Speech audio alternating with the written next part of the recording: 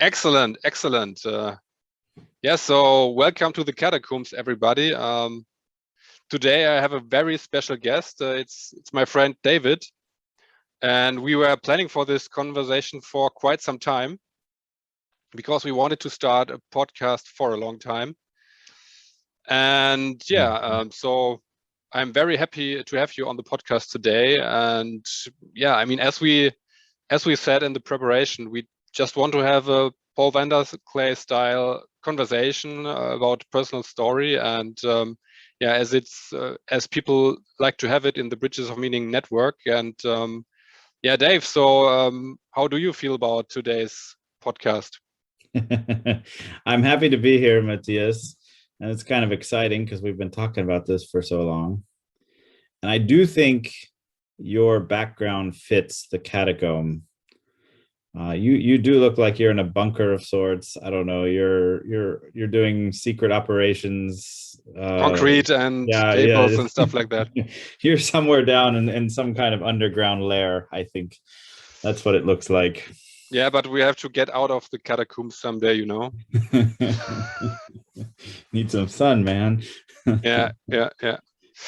So cool. So yeah, I'm also looking forward to this, and I mean, this will be the second episode of the Catacombs podcast, and in the first one, I told a bit of my story, and I think it would be nice to talk about your story today. Mm-hmm. And yeah, I don't know. I know some part of your story, but yeah, I mean, what's your story? Where did it start? And I mean, in the end, I want to know how you landed in this corner of the internet, or in this corner of the culture. But where does your story begin? Oh, hey, that's a good question. How did I land here? But yeah, I was looking forward to this all day. I was getting excited because it's not very often you get that chance just to tell your story. And I started, I should, talk about this or talk about that. And then I thought, no, you know what? I'm gonna sit down and just tell it like it is, because we're in a conversation, right? Yes, exactly. Yeah, I have a big part of my growing up is that I lived in different countries. I was born in Germany, so I was born in Munich, and we lived there until I was 8, and then we moved to Australia, in Perth, Australia, and from 8 to 12 lived in Australia, Western Australia, and then at the age of 12 is when I first moved back to the States, which is where I say I'm from. I think it makes sense. My parents are both Americans. My whole family is American. And yeah, in my formative years of high school and college were in America. So, but that part of me of growing up in different places has always shaped my the way I see the world, the way I think. And I think the way what I'm interested in, what makes me tick the way I am. And it's always fun to try to discover more about your early years in life and what influence that has as you as an adult, right? I mean, it's something that you're constantly aware of as well when you have kids. I think, because you always wonder what kind of person they'll grow up into, and then you start really realizing I grew up out of something as well, right? Yeah, but I think that experience of being in different places, I think moving changes, shapes you as a child. What your sense of home is, I think, really also gets affected by that. But I think just particularly the experience of moving back to America and knowing that I was different, in very clear ways. Like I had a weird accent. I didn't know the right words or ways to dress, or what had currency, I could say, with like middle schoolers. That's something I had to completely learn from scratch. And that kind of experience of observing the group I was in has something that I still feel like it plays a big part of the way I am today, and how I always in that role somehow. Just I'm trying to understand the group or the people around me and why they think the way they are, and take that observing role, a little bit outsider, that kind of from the margins a little bit more. Interesting. Yeah. And I think, I mean, anybody who's grown up what we call like third cultural kids, you know, that there's really positive parts of it and there's real challenges to it. And one of them is sometimes not knowing where your home is, right? Who am I? Where do I belong? And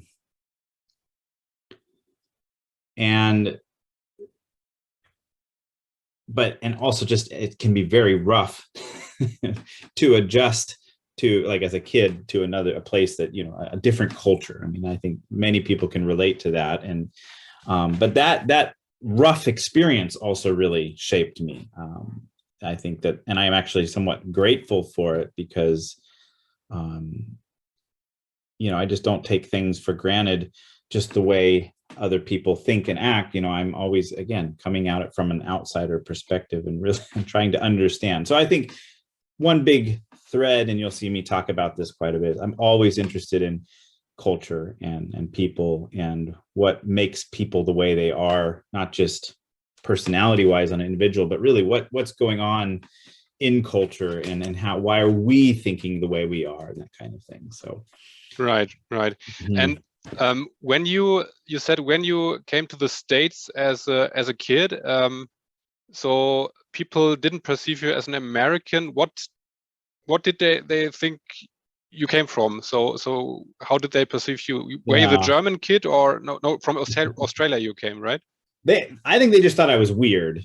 Okay. I think I could speak like an American in some ways, but then I would say things funny as well. I remember getting made fun of for saying, you know, when you say the alphabet in English in America, you say H. You don't H or whatever. And I remember I would pronounce every word with H, like a herb or whatever. And people would, you know, that's just not how you pronounce things here. So those would be just a common occurrence, but just weird. I think people thought I was weird, and I was weird. I didn't know how to act in the same way that everybody else did. And this is the worst time to figure that out is in middle school.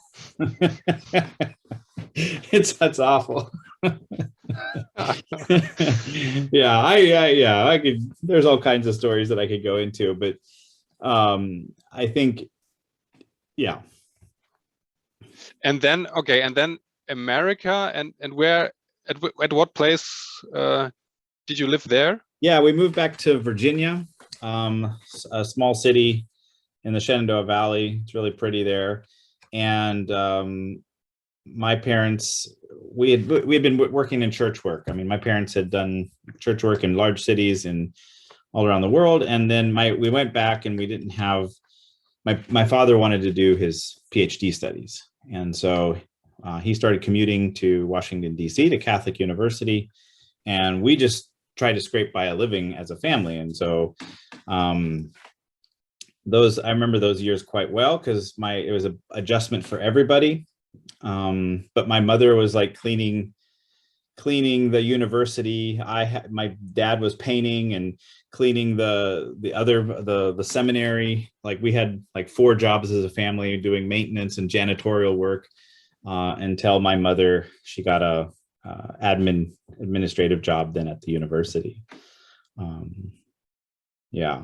But we stayed in that vein. My parents, we got involved in then a church in I would say it was more multicultural part of the city. It was the more Black neighborhood of Harrisonburg, and my parents felt very strongly about kind of being involved again in much more, you know, community oriented church work. And we got involved there, and actually they helped start another church then in that neighborhood.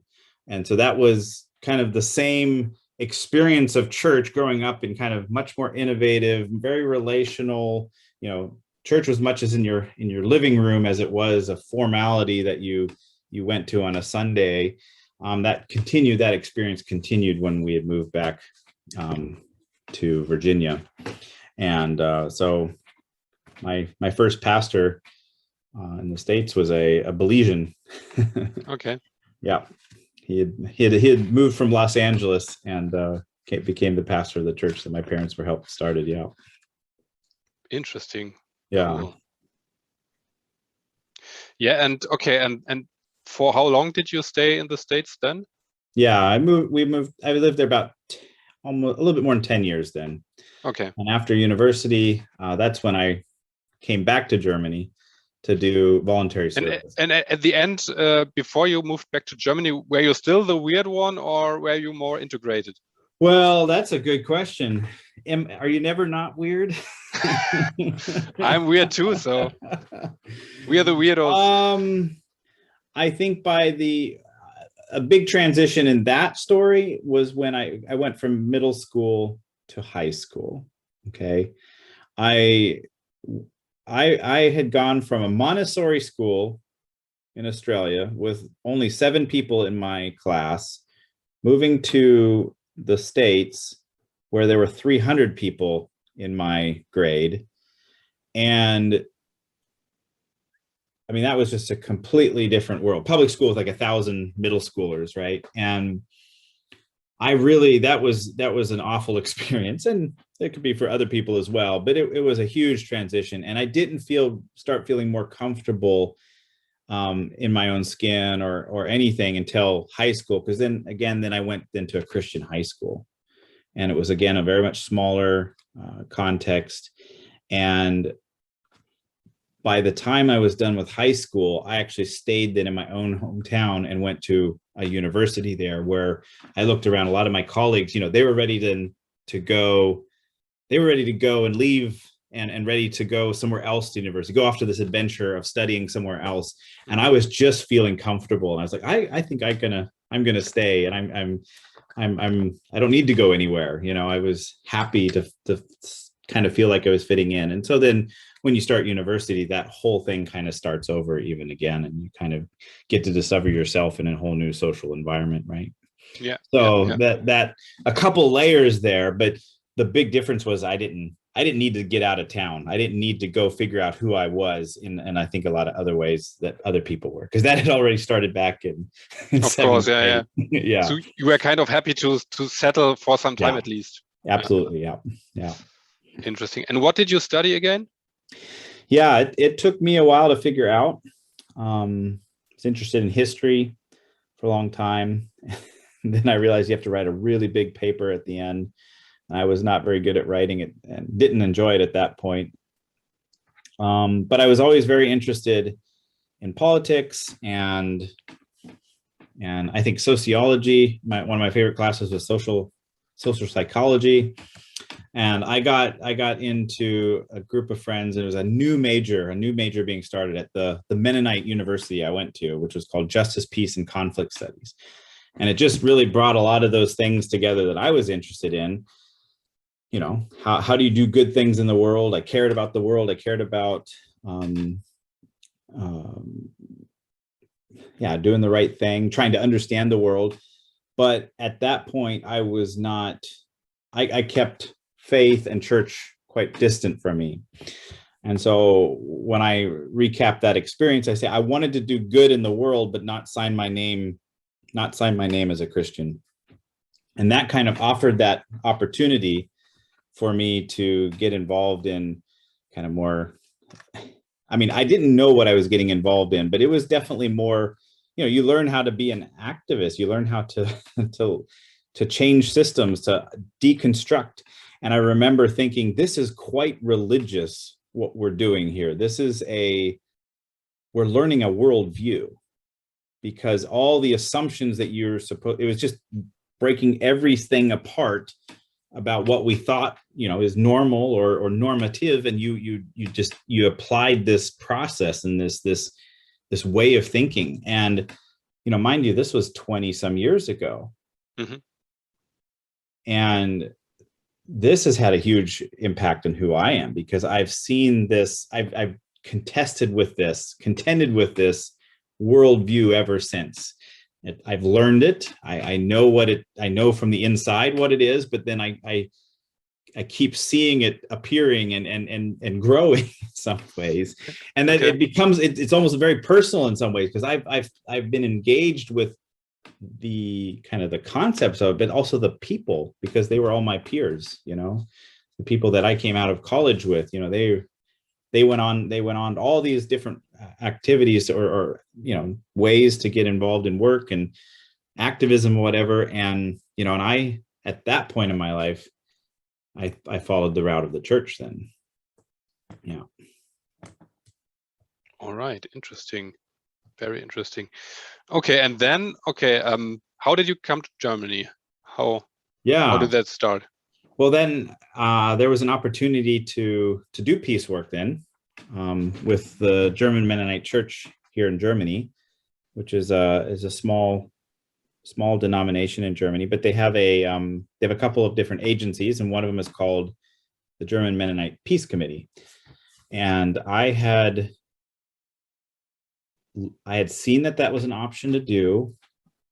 It didn't sound attractive initially because it sounded like office work. And I tried a bunch of other things, other ideas of going to other parts of the world. I was delivering pizza. I had finished college and really didn't have a real direction or know what I wanted to do. I knew that I wanted to go overseas somewhere to do voluntary, but I didn't have any good idea what I wanted to do.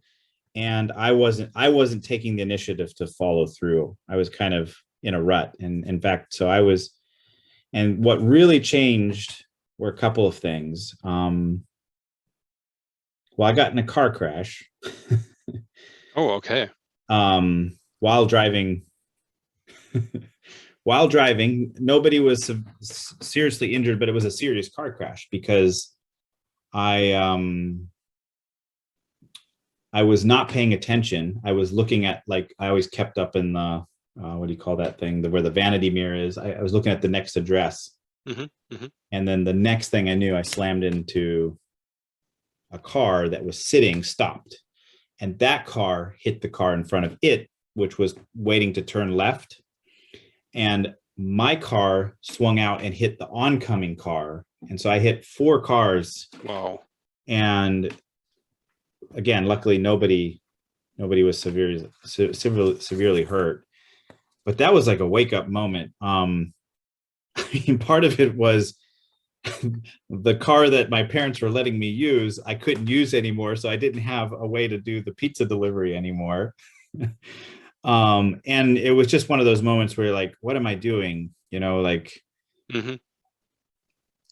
Wake up call. Wake up call. And I think the one that I think it happened sequentially. I think it happened a couple weeks after that. I was borrowing my parents' car then, and my dad took me out to like lunch, which he doesn't. I mean, we'll hang out in a room, but he kind of had purpose behind, I could tell, and he sat me down and in a very gentle but firm way, he said, you need to find direction. You can't just keep doing this. Like, what do you want? And interesting. So he saw that there wasn't only happening an accident, but that it was somehow related to you not having enough direction in your life. Yeah. Wow. I mean, I think he could see that I was not having any clear route. And I think there was a disconnect between what I would say, what I would want, and then what I was doing about it. Right. Okay. Yeah. And your dad could see that. Yeah. And so I'm always grateful for that, because he challenged me, and it wasn't like, it was more like, me on the other end be like, like, just, it's like, it was something I wasn't acknowledging in myself, type of thing. And because he loved me and cared for me, and he could see what was going on. And also he wasn't indifferent, right? I mean, right. So, right. I mean, you have to be a conscious parent to see your kid doing something like that, and like to really see what's happening, right? I mean, that's also a good thing, I think. Yeah.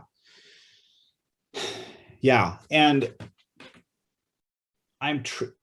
there's another part of this story that, because see, September 11 happened in September 11, but I went to Germany in February. Okay, so that was only 5 months later. Ah, okay. And next February after. Yeah, and so my accident, I think, was probably November-ish. So after 9/11. I think I'm pretty sure. I know it was after, but it all happened pretty quick. It was just this like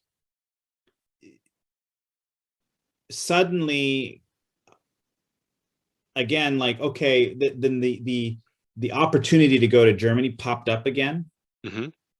And within a couple of weeks, like, I had an accident. My dad talked to me, and then like this, like, I think the Wolfgang, who was the head of I think he reached out again, and I was just like, I'm going, like, I know. And just like within a matter of weeks, I was then on a plane to Germany. Wow. And I think September 11 has a role because like the whole world got turned upside down, right? Like there was something, and I think there was, like that kind of event, you take stock of things. I mean, like Corona is a similar kind of thing where you're thinking about a lot more things. And it was like, yeah, I should be doing something. And when it all kind of came into focus that I wasn't doing anything, then it didn't take long for me to go to Germany. And I knew that I wanted to go, and yeah. Interesting. Okay. And then so I got involved in working for the peace committee. Okay. But it was not a very clear what I would do. And well, there were some things that were clear, but I was not very good at German. Like I could hardly speak. And I think there had been hopes that I would speak better than the way I could, and that I could learn faster than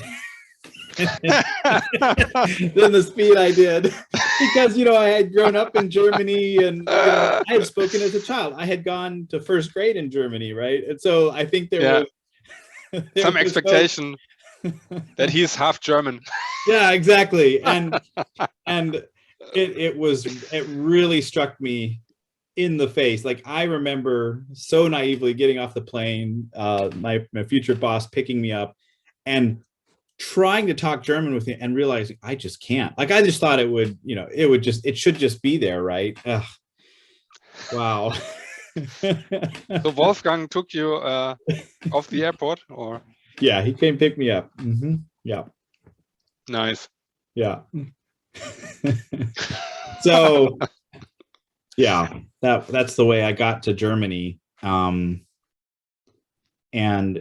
it was very much then, like I said, where it picked up with the big events going on in the world, and then it was what I had studied, and so it was just, it just seemed to open up as the right thing at the right time, and I went for it. Okay, and then you came to Bammental near Heidelberg, and did you, like, how did that work out, and did you expect something like it? Sorry, what was that? Did you expect something like it, like Bammental, where you landed?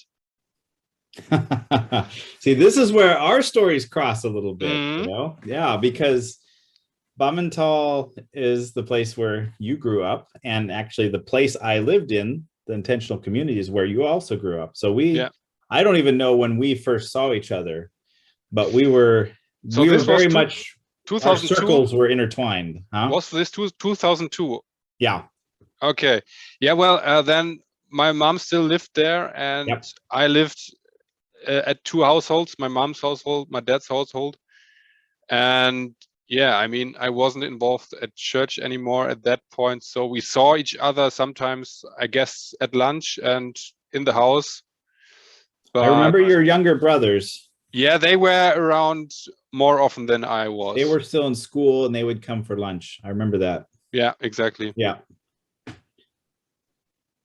Yeah, I mean, I look to that period of my life as very, very formational on a couple levels. And one, was I prepared? I was not prepared for the language and how bad I was.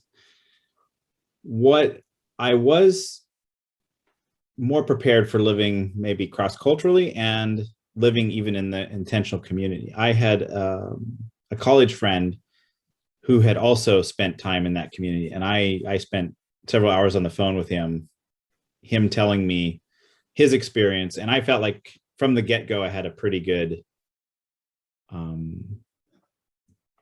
time of it I had a lot to learn. I had a lot to mature. And I think one of the formational things that I learned you have to pull your weight more in an intentional community, right? And you can't, you do have to follow through on the things that you say that you're supposed to do and all those things. And I was used to just either talking my way out of things or just kind of being late, you just responsible for myself type of thing. And in a community like that, where we'd have to share like cleaning duties or kitchen duties, those types of things, it was one of the first times in my life where I had to like take responsibility for things that were not just my own immediate, and living with other people in a whole different way. And so I look at that very fondly now.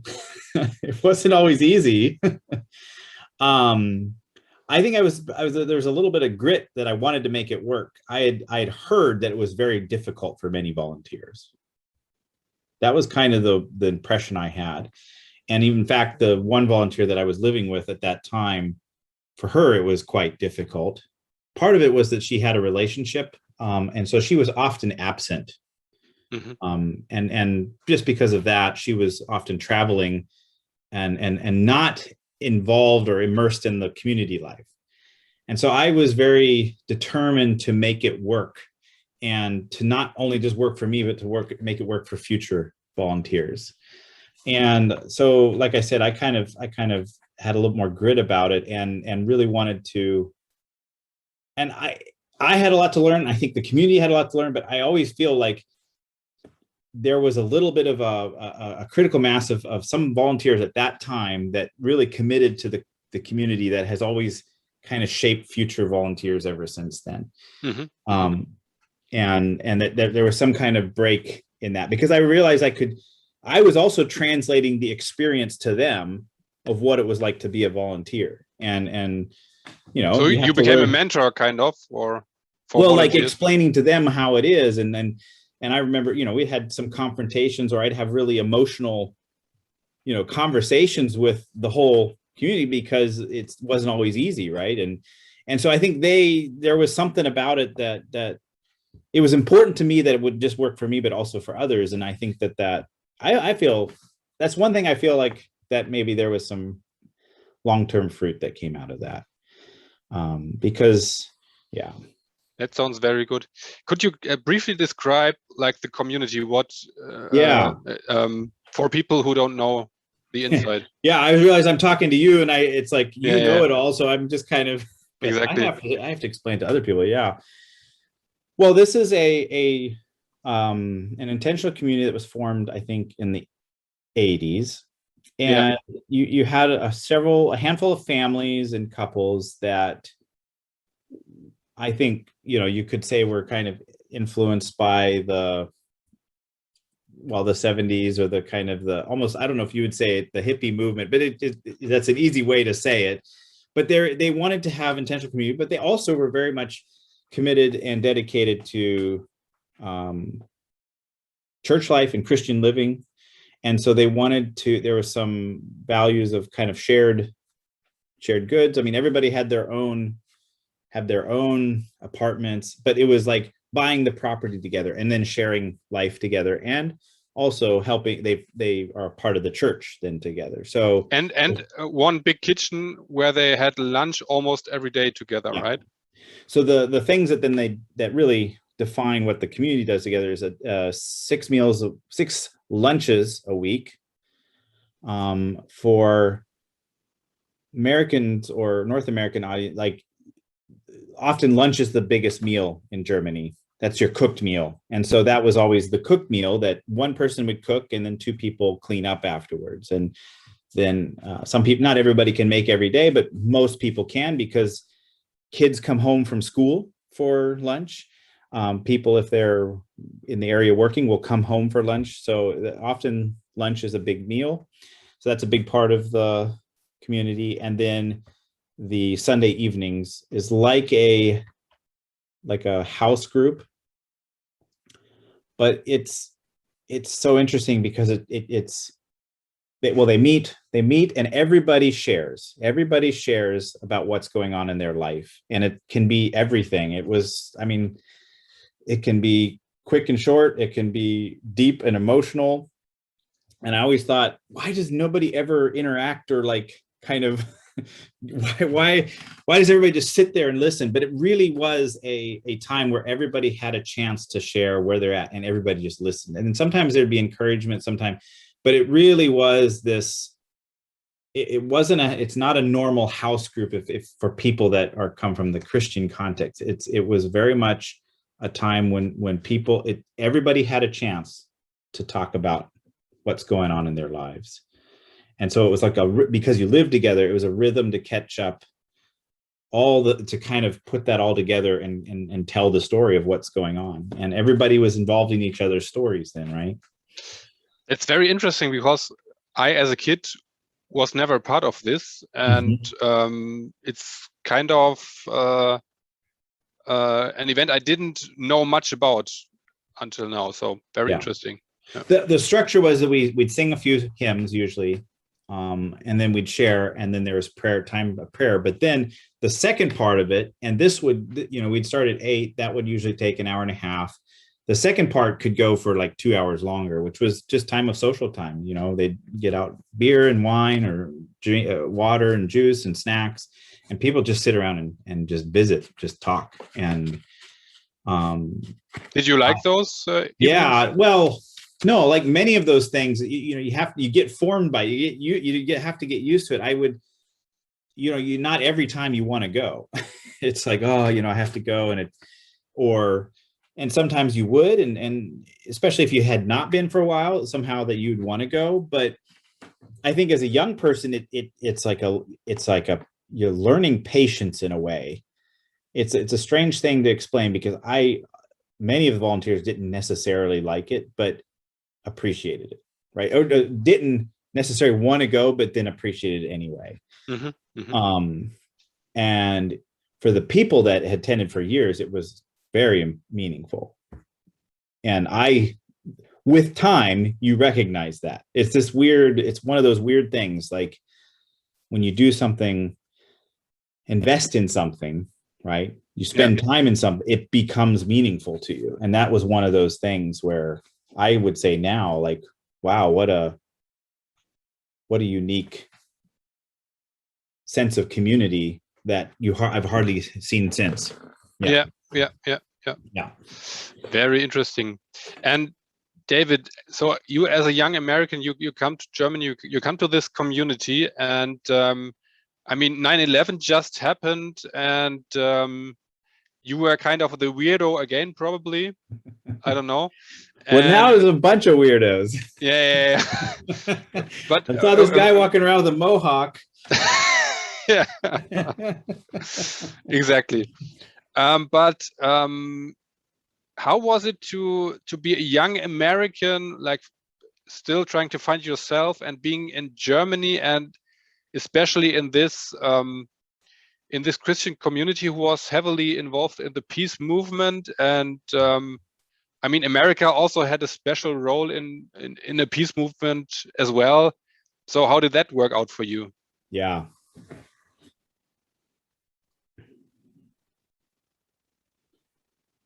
Well, that was a big part of that formational experience, because I came to Germany and I did not consider myself a Christian at that time. I was not rebellious. I was not against it, but I could not own it, and I could not claim it. I was confused by it, overwhelmed by it, and often kept it at an intellectual distance. So one of the ways then at that point, I could get involved in like politics or in peace work, that service side of things. And that's what brought me to Germany. And then what I experienced, and especially with my two colleagues at the peace committee, was something I did not expect, which was they embodied a whole different way of resolving a tension that I had found in that, which is, how can you, well, how about this? That worldview I talked about earlier often dislocated or excluded religion from that worldview, and almost saw it as a problem,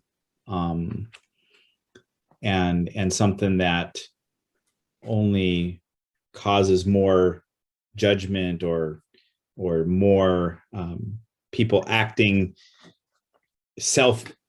in ways that, religion and the church were often the thing that you deconstruct, because it was in such need of radical change. And I was then with some very committed and earnest Christians who care deeply about peace, but then also being Christians.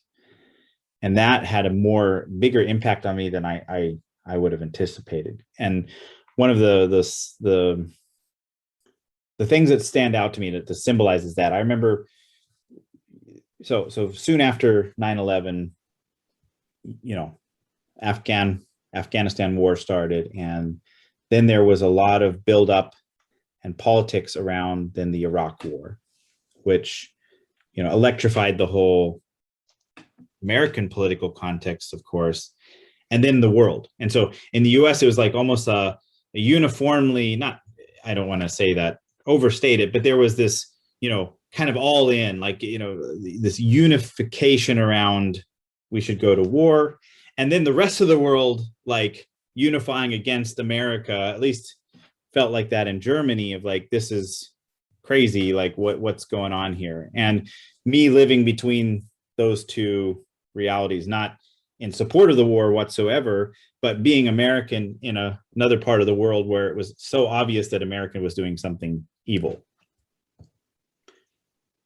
And so what I remember stood out to me, so we'd go to these peace rallies, and my boss always wanted me to carry the cross, because he would take a cross to these rallies, and it had written in German, Feindesliebe, which means love your enemies. And so my boss was also a little bit cheap, sorry, Wolfgang, but we would always try to find free parking somewhere, which would be really far away. Like, we'd have to walk like 15-20 minutes, and I'd have to lug this cross through I don't know how many streets, and I would always be really, and I usually try to get Benny, his son, to carry it if he could, because I would feel embarrassed, very self-conscious. And then I would get to the rally, and you have a couple thousand people there, and you'd see, there's something about a group that has a mob feel to it, and the emotional swells and what people gravitate in kind of like the signs or the like the chants or something. And I always felt there was always very emotional and visceral experiences for me, because like, I was like, are they chanting, like, are they anti-American or are they like anti-war? I couldn't tell, right? Yeah. And then I would look at all the signs, and then I'd look at Benny holding the cross, and it would have Feindesliebe written on that. And I'm like, well, what else would I want to carry to a demonstration? Like, what else would I believe in truly, that I find that really is transformational in this world? A value that, I mean, absolutely hard as it is, but it is something that transcends all these things that everybody else is chanting, right? And I remember that those experiences really started to get me to think differently about the roots of why I'm interested in peace. Mhm. Yeah. Yeah, I mean, it's also you have to imagine also on these demonstrations, it was, I mean, most of those activists, they don't like to be associated with Christianity or anything like it, right? Yeah. Right. So I don't have any memories of what like that cross at the, if Wolfgang was getting comments or something, I don't know. Mhm. Maybe in the world of Twitter and social media, there would have been more, that would have percolated more, like you would have more visible or more felt, but like maybe at least there people weren't just like coming up and trolling him. I don't know. I don't have any memories of that, but that was an ongoing theme then when we did start working more. We got involved in a project then with the Peace Committee that became very meaningful to me, where then we became quite active in the peace scene here in Germany, where it was very conscious that it was one of the few Christians that would be in the room at a given time, because there was just a different posture towards what I would put into understanding of peace and why I do it and for what versus other people. Yeah. Mm-hmm. Mm-hmm. Yeah.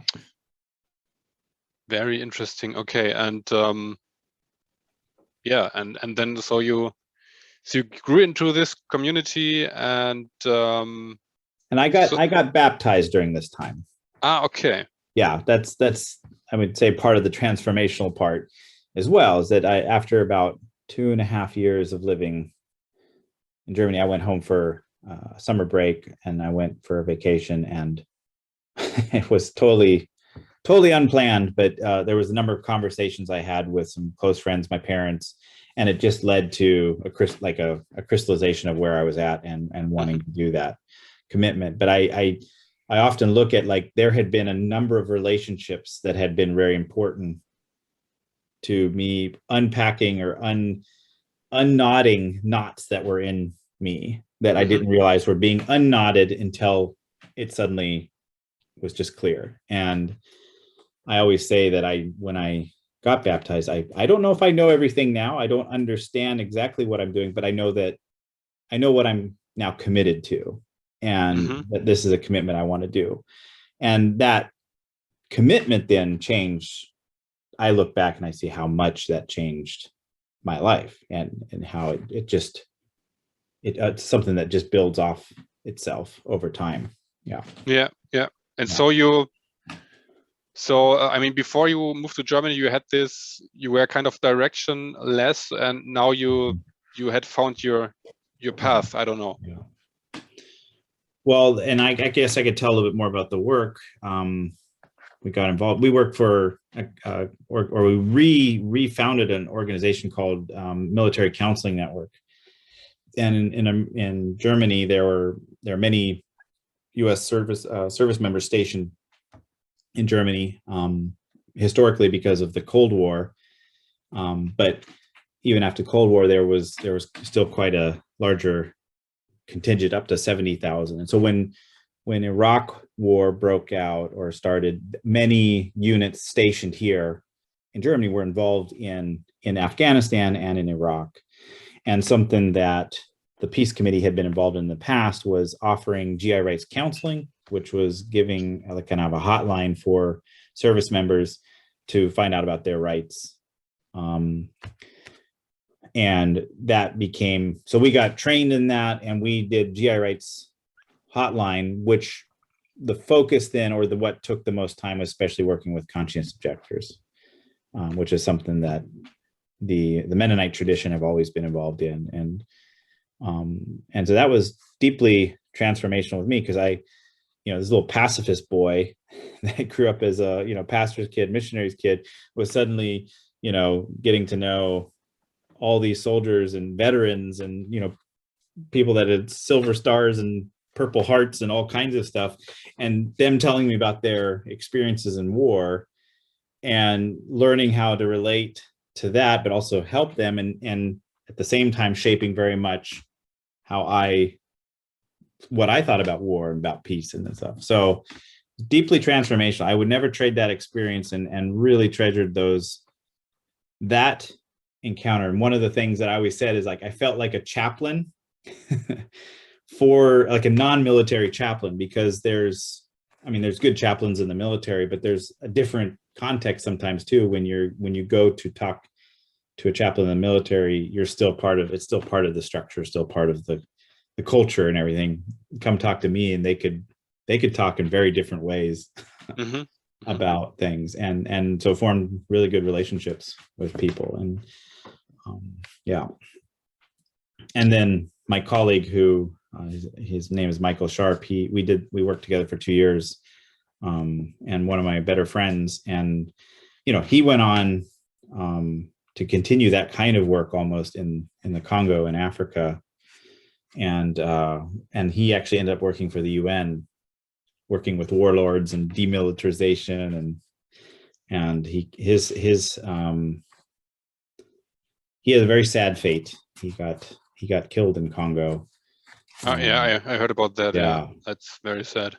And so he was, you know, so he was one of those that came out of this community too. Like, he was one of those volunteers that really, they loved him and he loved being there. And I was at the same time as he was there. And so again, that time in my life was very formational. Yeah. Yeah. And so how long did you stay in Germany at that time? I mean, you moved back to the States at one point, right? Yeah, it was about 4.5, 5 years. So I became this, like, eternal volunteer. I actually got some support then from America as well, some church organizations, and then continued in that work. And that's during that time I met my future wife. And actually, we got married while I was still working for the Military Counseling Network. And then we moved back to Los Angeles for me to do theological studies at Fuller Seminary. Yeah. All right. And that was 2006 when we moved back to the States. Yeah. Okay. And when did your first kid arrive? 2011. Okay. Yeah. And that was in the States, or? Yeah. We were living in Los Angeles, and about a year before we returned to Germany then.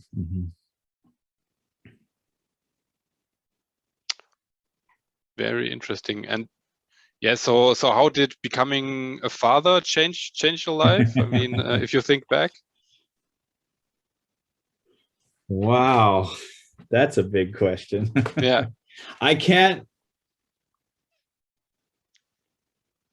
How do you say that? I can't imagine not being shaped by that now, and how essential that is to who I am today. Like, it's one of those things you just cannot even separate anymore.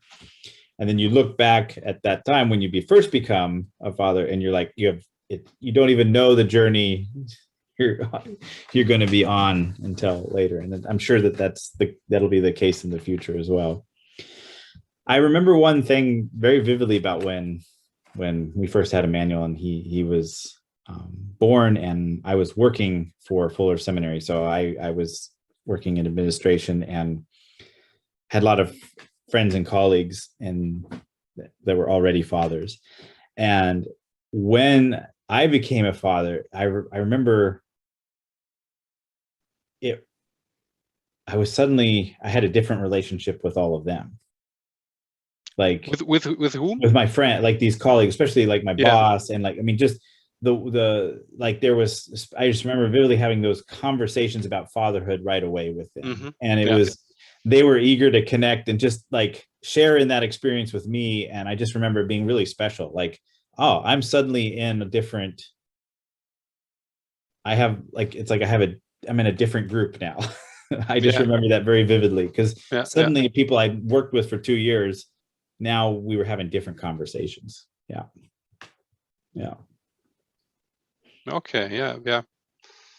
Yeah. I mean, I know this experience too, and yeah, I can second that. And so then you did your master's degree, right? Mm-hmm. And I remember you telling me once that you also went to a Catholic service during was that at that time? That was when I was in college. Ah, that was before. Okay. Yeah. Okay. I took about a semester, or probably a whole semester, where I just decided I wanted to try something different. I had kind of sporadically gone to different churches, either or part of even the church that I'd kind of grown up. But again, this is my home community. Mm-hmm. So I kind of knew all that. And so there was a time when I wanted to specifically go somewhere where nobody knew me, and I went and I wanted to try something very different. I think it was after my one of the wonderful things that my university does is called a cross-cultural.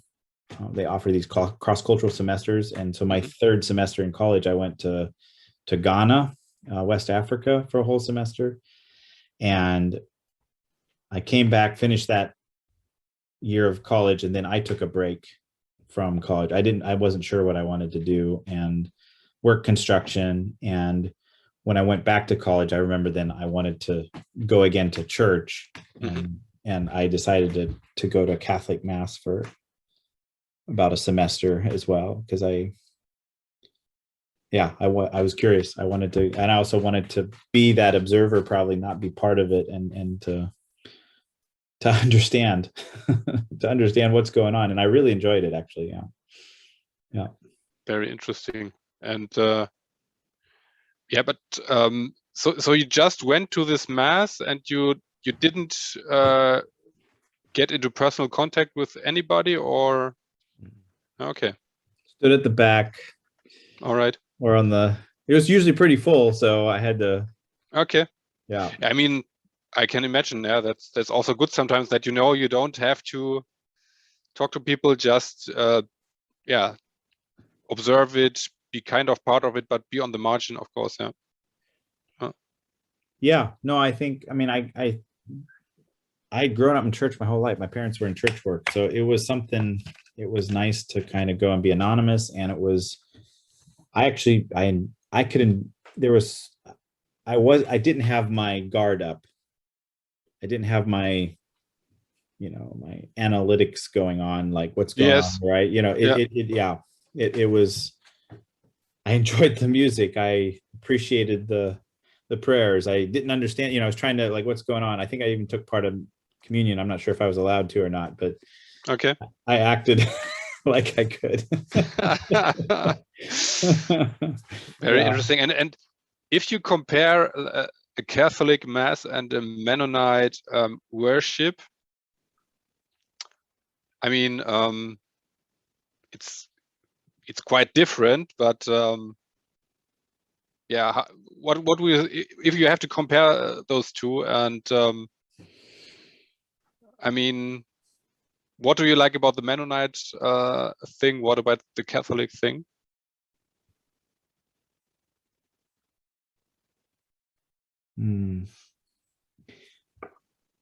I don't have extensive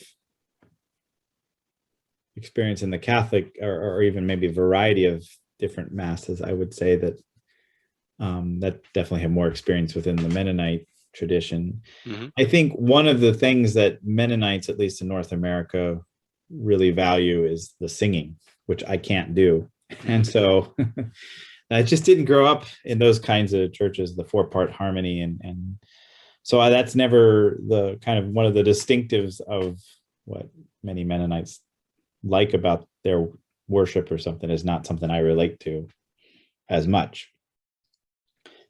I think there's something about I've been in many churches and in many communities where it's more familiar, it's smaller, and it's that, Bible is read in community, and that the singing is about the community, prayer. It's very community oriented, and there isn't as much the sense that there is it's usually more lay led. It's not like there's in a Catholic. I appreciate this also when I go to Catholic or even Orthodox. There is a sense of formality and structure to the building, to the service, that lends to a different experience. But I do really enjoy the familial element of my Mennonite experience, which is we're brothers and sisters, and we're usually on that level with each other. Yeah. And that plays itself out in different ways. But I think that's something that strikes me when I go to something, maybe what you call like a high church. Yeah. So. Very interesting. I mean, yeah, you seem to be someone who really is able to go to different contexts, and yeah, so that's not a problem for you. No, I enjoy it. Yeah. I think probably the biggest were just like shock the first time was when I did go to Ghana, because then there was a whole different kind of expression of Christianity that I'd never danced in a church. And I was supposed to dance and just a completely different experience. So but I look at that very fondly, because there is such variety all around the world. And yes, and part of it, what really was special about our time in Los Angeles, besides the education that my wife and both, we got masters at Fuller. We did youth ministry in an Indonesian church for 6 years. And so that was, again, that cross-cultural thing we really liked. I mean, we were part of a community that worshiped and was very different than what we had grown up with. Much more lively and loud, and I mean, that's where experience a whole new kind of way of community. I love that there was always food. There's just always food. And that was a big part of the way they even, they expressed their culture as well, with the kind of foods that they would bring and everything. So it was a really special experience, and got to be part of an immigrant church, which is kind of an unseen or unnoticed part of the Christian experience in many places like the West, which increasingly finds expression in these migrant communities that bring their Christianity or their churches with them, right? They don't, and then a lot of times Western Christians don't necessarily pay as much heed to them, because they're sometimes still the strangers in this land type of thing. Yeah. So a lot of stations in your life. I mean, we are in LA now, right? I think we're in LA. Yeah. You're driving this. Yeah, kind of. We are in the same car now, but yeah. Okay, LA, and the two of you're getting your master's degrees, and your son is already there. Yeah. Yeah, and studying with a kid, was that difficult, or? By that time, I think I was finished. I was done. Yeah, it took a long time to get my master's, partly because I worked full time and then did it part time for a good chunk of it. But then by that time, my wife was in studies, and so she had more going on, being a mother and studying. Wow, yeah, that's a difficult thing. Yeah. I think she took off maybe. They don't have semesters, but a quarter, or two. But she had a lot on her plate. Yeah. Yes. Yeah. All right, and then after she finished her master's, what happened then? Well, we returned to Germany. Again, we looked everywhere else besides Germany for some reason. We thought we wanted to serve internationally, cross-culturally. That's both of our emphasis in our studies, was cross-cultural work. Intercultural studies is what they called it. And eventually what brought us back to Germany was then Baumenthal, because they were looking for pastors, and we partner then with a mission organization to do then resourcing work and working with young people and more finding new expressions for church. And so we could combine both of those things together, and it seemed like a good way to get back to Germany. And then so that's why we ended up living in the community again for another 3 years after we got finished our seminary studies. Okay. And okay, you come back to Bamtal. Of course, you can speak German now. I had to learn again, though, man. It was bad. I had to learn. I had to learn German for the third time. So I learned it as a kid. I learned it after college and then the third time I had to come back and work in a church, and I had to learn like religious German. Yeah, and speak to people every Sunday. That was a whole nother level. Yeah. That's cool. One of the ladies on the leadership team, after, I don't know, maybe a half a year working there, she's like, you need to learn to speak German better. Oh, yes. I love that honesty. Yeah.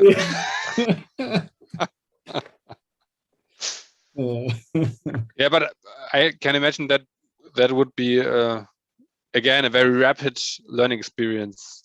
I mean, you kind of had to, right? Yeah. Well, I mean, it was the need for it was rapid, but I don't feel like I'm particularly gifted at learning language. I don't know. I think you're doing fine in German, and yeah. I mean, I probably have always felt comfortable speaking German, but yeah, sometimes people's expectations of where you should be at are different than where. Yeah. Okay, and then you're back in Germany, and like the plan was from the beginning that you kind of try new church plants in different forms, or what? That was the long-term hope. It wasn't the immediate. I think first we really wanted to do networking with new leaders and young leaders and try new things out. And then through the course of that work, we realized, well, we're also interested in that and want to do that ourselves. And I think we always had at least a 3-year plan to be in Baumental again. And then it became clear that was then the next step for us. And so that could have been, I think the church was a little disappointed we couldn't have been there a little longer, which I could understand that. That was not but I think they released us in a way that I've always appreciated, because almost everything that we got, they gave us so much encouragement and affirmation and to try out new things, that kind of led to us, okay, that's really what we want to be doing. And then it was like they understood, like there was, I think, understanding and trust. We weren't like leaving on a bad note, which you could, but that was not the case. It was more like we were involved in all these other things, and we really want to try that out ourselves as to continue this other part of our work, which is to encourage other people as well and young leaders to try new things out, new expressions of church, and which ultimately led us then to doing church planning here in Mannheim. Yeah, and so we, after 3 years in Baumental, we went back for about not quite a year to the US so my wife could finish her master's and to clear up all green card immigrant, because she became a US citizen during that time as well.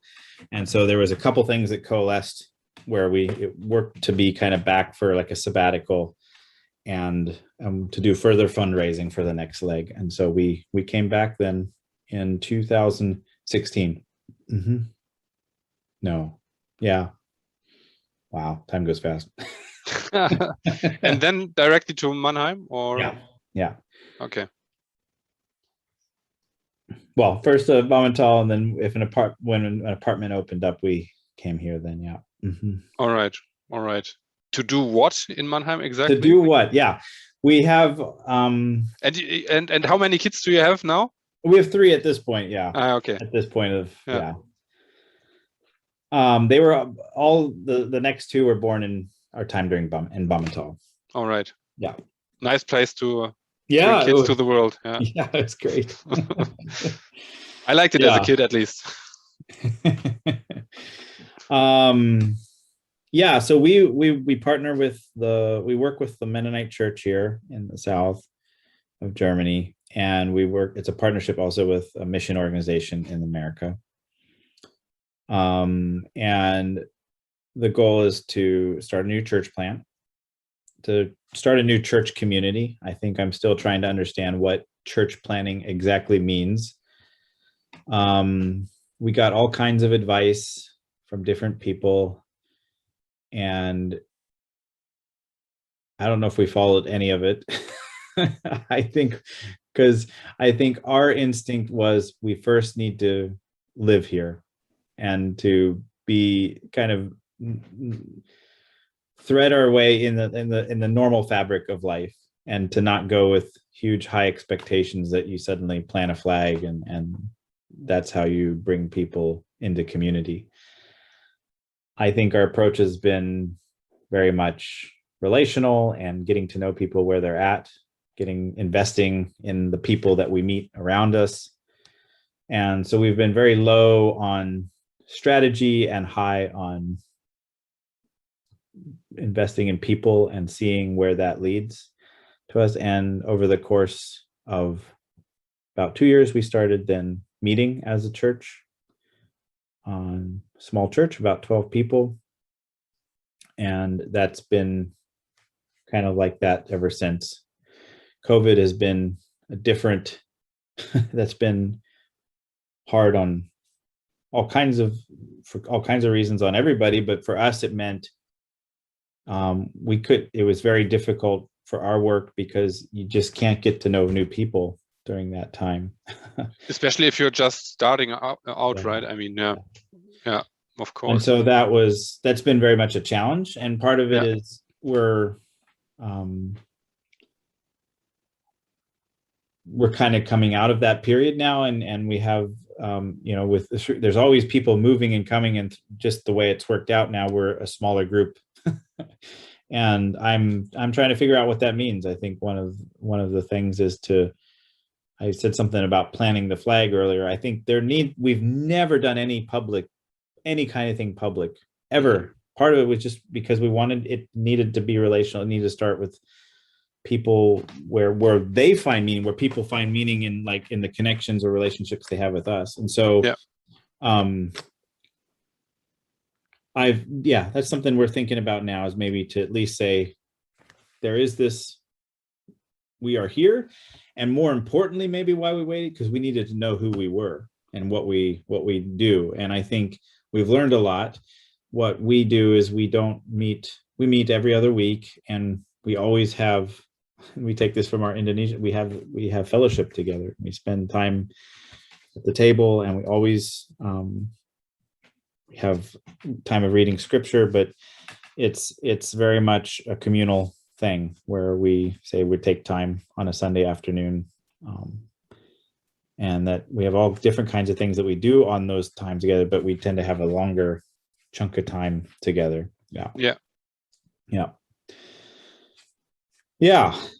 So that's where we're at right now. The other thing that I do, I work quite a bit more regionally, working with young adults and working with churches to figure out what can they do to be more, I think, connected with people around them. A lot of churches are really struggling. This is not just Mennonite churches, but in general in the Western context, which is this is what I would say I studied a lot, and what my emphasis always has been in thinking about church and the way I approach things, is that we're really living in this post-Christian time, and there's a post lot going on. It's post-institutional, it's post, church just happens to be one more of those things that this time is affecting, right? Like that we're going through. But what it has meant is that many denominations, many churches, this kind of given in society that has been there for a long period of time is dying out. It's graying. It's not sure of what the future will be. And I can speak from the Mennonite church that is also that you find an ever dwindling type of feeling, not only in the membership and in the amount of people and that kind, but then also internally. I think people are just not like, there's a dwindling, and it's, I think, makes people scared. It makes people confused or numb or paralyzed. I think there's all kinds of things, and it's something that I think I've come to realize, that like this experience as a community, kind of the community aspect, and as an institution, is something that's much more broadly felt in society at large than just within the religious sphere. I was just having a conversation with my neighbor today who works for the theater here. He works for the theater, and how like the opera and the theater, like they're also struggling with what the future looks like, because there's something special about the theater in Germany. There's way much more like professional actors, and this kind of emphasis from the government even to support the the arts and the culture. But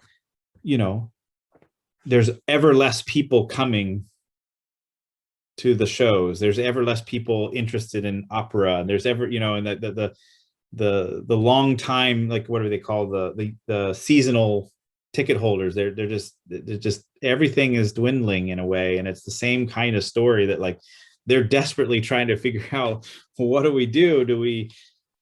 If we build a new building, let's build it much smaller. Yeah, because we have too big of buildings, right? And so the institutions are really in this crisis, right? Yeah. And all those old institutions, not only the church, but all the institutions. I mean, theaters, universities in a different way. But I think that's absolutely true. I mean, many clubs like Vereine, like the next generation, or there's that I think a theme in the Bridge of Meaning that often I think describes like there's something about the generational handoff that's just it's not quite happening in the same way. So when we talk about institutions, we can also talk about marriage. We can also talk about all kinds of things, that there's just something that's not going from one generation to the next right now, and it's very telling. Yeah, that's very true. Where are we heading, and what new forms of, I don't know, exchange could emerge? Yeah, that's a very good question. Yeah, interesting. I mean, Paul van der Kley also talks about this, right? The institutions, I mean, he also sees people like, for example, Jordan Peterson and their ideas, but what he always criticized about these people, if you like Jordan Peterson or the intellectual dark web, was that they don't think about building institutions and building community. And I mean, that's also something you're very interested in. And I mean, we the two of us, we met again on this way somehow, right? And interesting. We talked about it in different, I think, recordings as well. But I mean, when you were in Mannheim, the two of us, we were meeting on the bus when we were on transfer to work sometimes, right? And then we discovered our shared interest in this corner of the internet, in this, I don't know, this for example, this YouTube psychology professor and others, and we started to meet and talk about these topics. It was fascinating that you somehow were on at the same, I don't know, place. Yeah. Well, I mean, I've told you this before, but I'll share it here again, because I've tried to understand. I've worked a long time on this worldview that was taught to me 20 years ago, and I remember part of the reason I found Pigeon because I was like, just still wrestling with that so many years later. And so like many on the bridges of meaning people, I came for the politics. I was like, who is this? Like he doesn't have any, he's saying things that nobody else I hear saying, right? Like it just that kind of just startling, like, oh, you can say that. I mean, yeah, you can, like that because it's the inner dialogue that I was also wrestling with, right? Like that deconstruction or whatever that goes on. I don't know how to explain it all the time, but maybe a rewiring of the brain. I don't know. Yeah. And so initially getting fascinated pretty much into the part of the culture wars thing going on, like that he had waded into, right? He had just like, when it came to feminism, or I remember that, the second thing I watched was, I think the first thing I watched was like the Kathy Newman interview. Okay. And then to somebody push back on a reporter saying, about it could be more than just sexism, why women aren't paid as much as, that accounts for that gap. I mean, I'd never heard that before and always wondered, myself in many ways. And so that was one of those first things. But eventually, and this is what I want to say, is that when I had been deep down in the rabbit hole, and when I met you, it was so refreshing to have somebody else say, oh, but did you check out his Genesis? Mm-hmm. I had only been doing the culture war stuff, basically. And it totally, that took me in a whole different direction that I didn't expect. And I now look back at that, what was the entry period, and then to kind of see now how much way more broad that shaped my thinking than just that internal dialogue of like being frustrated with that the wiring that I had in me, right? Like it was way back when. And one of his points also that was quite new was this thing like start with yourself, clean your own room, and then work outward from there, right? And I mean, also this activist pose that is somehow in the culture, that's it's a different thing, right? I mean, and that was something that fascinated me pretty much. Well, I think it was that activist culture that I had been around in university, and then was very much part of my peers and the way and kind of who was interested in leading and discussing and caring about the future of the church. And I was somebody that was much more, I mean, it was just there's a tension there between kind of the activists and then, the people that were trying to figure out the future about the church, but not wanting to just throw the baby in the bathwater type of thing. And there was just inbuilt tension for a long period of time. And I still see that, but by following those conversations, you could see, it was started unpacking all of that for me way better than I had expected. Like what is kind of going on behind all this activism, in a sense, because it had been a real part of my church experience as well. And because any young leader, at least was the feeling, was you kind of had to be an activist and that was what the church was listening to. Like, we have to, the future is this. And you're like, but is the church kind of forgetting what it is? Like there was always kind of that sense. I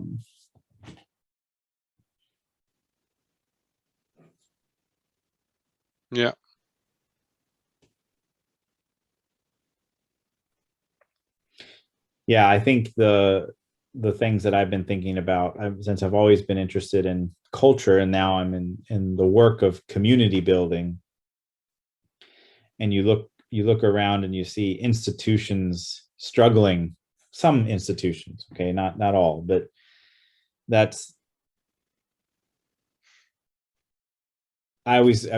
and in particularly in my work type of work, which is you're trying to build an institution of sorts, right? And I can have all, you can have all kinds of questions, exactly what are you trying to build, but how much does culture get shaped by the structures that you put into place, right? Like what kind of culture do you bring about when you start something like a new church, right? That's something we talk about, right? And then the inverse is what I've been thinking. What happens when those institutions start to dissipate? How does culture get? I mean, it's no surprise to me that culture is shifting, or feels like it's shifting so rapidly as the retreat of institutions happen, because they're intertwined, right? It's just, Yeah, of course. I mean, exactly. And if all those institutions, and I mean now with COVID, right, theaters, people cannot, or under really difficult circumstances only can go there.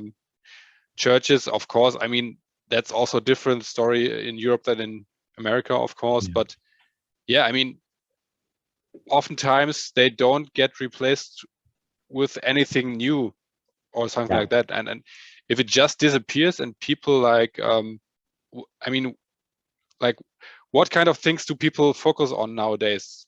Mm-hmm. It's digital devices oftentimes, right? Yeah. And that's a different kind of institution then. I mean, yeah, Netflix, or it's Facebook, or also Discord, I don't know.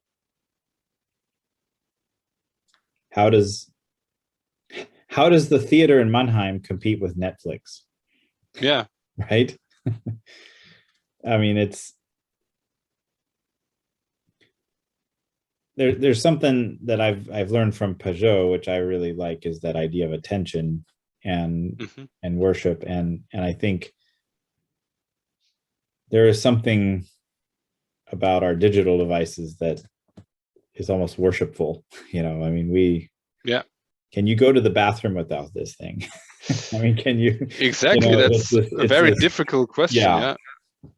And I mean, for an adult, I mean, like, you're an adult in 2021, and are you able to control yourself and not look at this thing all the time? It's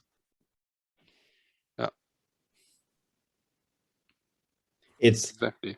It's and a difference between, like, other, if we're going to say this is an institution, I don't know if that's the right word, but there's this digital institution.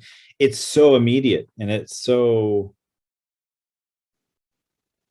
accessible. It's so, I mean, there's nothing else that can compete with it. And it's, I think this is one of the more serious things about our time, like, that'll shape our institutions and our cultures, and because it's just how we spend our time. I mean, think about that. I mean, just what a difference that makes on the massive level of like, there's nothing else that we're focused on in our lives than this thing. I mean, like, that's pretty profound, I think. I mean, the amount of I mean, and it opens new opportunities, right? I mean, these conversations we're having right now, like, I mean, there are this corner of the internet, people talk with each other, they record the conversations, and people can, I mean, they can at least start some kind of new culture and like try to build some kind of new institution that's somehow also human, and like people can relate to each other. And at the same time, I think people are experiencing, if they go to a real institution in real life with real people, the power of it, right? If they go to it and leave their phones at home maybe as well, and focus on, I don't know, for example, a Catholic mass or a church service, or or other happenings with people, I think they can really experience the power of it and the importance, and that we need it as humans. That's kind of what I told my neighbor, because he's talking about how the theater is, trying to be more cutting edge and innovative and trying to, like, opera, how they're going to incorporate more digital stuff and all that. And it's like this kind of endless chasing after. And I was like, but eventually there's something valuable to the theater because it's not Netflix. Yeah. Right. Like, and I don't, when is that? Yeah. And that's as somehow a metaphor for so many things, that like the theater is valuable because it's a theater. And if it's always trying to adapt to this new, then it loses its theaterness. It's a weird way. And I think we're all put into that, or many institutions are put into that conundrum. Yeah, exactly. Yeah, very interesting story, David. So I think there's a lot in it. And yeah, I mean, we are going now for about 1.5 hours. Are there some points you thought about before today that you wanted to cover?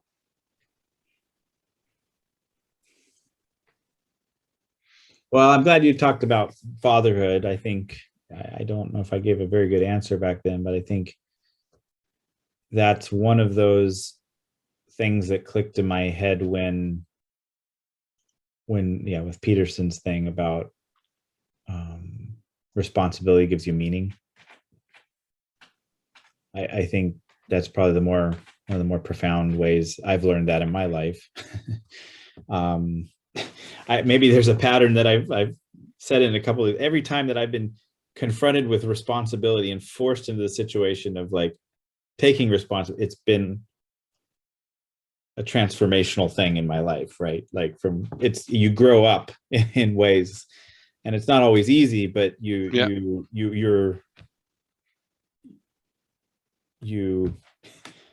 grow. And I don't know how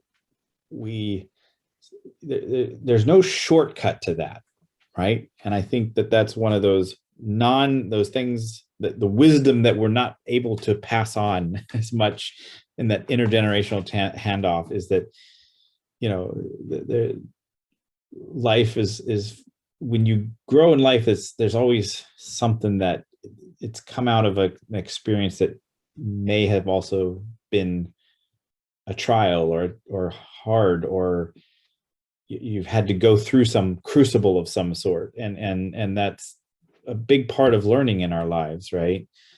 And I think we sometimes, the problem with this is that we lived in, like, we want to live in a Disney world in a way, and sometimes, and it's funny. I don't know how to explain that we, yeah, the things that have mattered most in my life have never just been pure glee or happy. It's like, no, there was something that involved struggle, but I grew, and I think parenthood is part of that. It's a crucible of sorts, but it's something I wouldn't know how to take out of me anymore. Yeah. I think you're exactly right. I mean, yeah, especially this. Yeah, that's also very important for me, like fatherhood, generational handoff, and stuff like that. Yeah. I see it as as I'm very humble, and I'm very glad to be a father. Mm-hmm. And yeah, as you said, like yeah, it's a lot of hardship and stuff like that, but it's very meaningful. And one thing I wanted to ask you as well was, like, I mean, you've worked a lot of your life in these communities, in church communities, and you work with your wife in a community, and with your children, and with people you relate to. And I mean, it's natural to you, but yeah, from the outside, that that also must be quite meaningful. And I don't know, because Like usually people, they work there 40 hours a week, and Mhm. they go out there, have to work for their boss and stuff like that, and afterwards, yeah, with family. But you seem to be living this integrated life. Do you see that? Do you feel that as well, or? Well, I think, wow, you put it really well. I feel it's very meaningful what I do. Yeah. I don't know how like grandiose or effective it is, but I think on a granular level, I feel it's very fulfilling to be involved in people's lives. There's a pastoral element to that, which I think I am drawn to.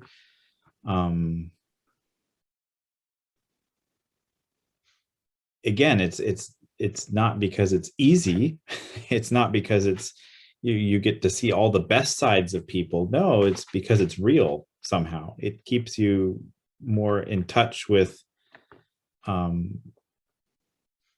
reality and how people are and what they struggle with and what they overcome. I mean, it's just all that kind of thing. And I think some of the more meaningful relationships that we've had are the where we have gone through very serious stuff with others and walked with them in times of, you know, relationship struggles or finding jobs or sickness and those type of things. And there is something about being able to serve others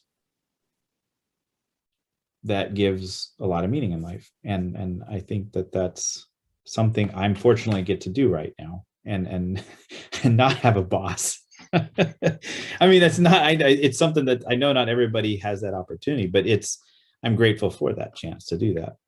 And I'm hoping that we find ways to figure out how to also make, you know, community that has some kind of future beyond just me and my wife being here. You know, I think that's probably what I worry about the most. Is it takes a lot of energy and stuff to do this, but yeah. Great, yeah.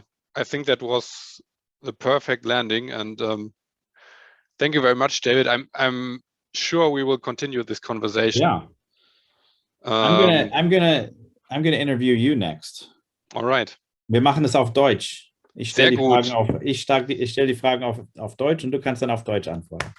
Sehr schön. Das freut mich sehr. Für unsere amerikanischen Freunde. Yeah, exactly. All right, David. So Yeah. I think we can stop the recording now. And great. Thanks, Matthias. Yeah. Thank you very much. It was a pleasure. Yeah, it was awesome.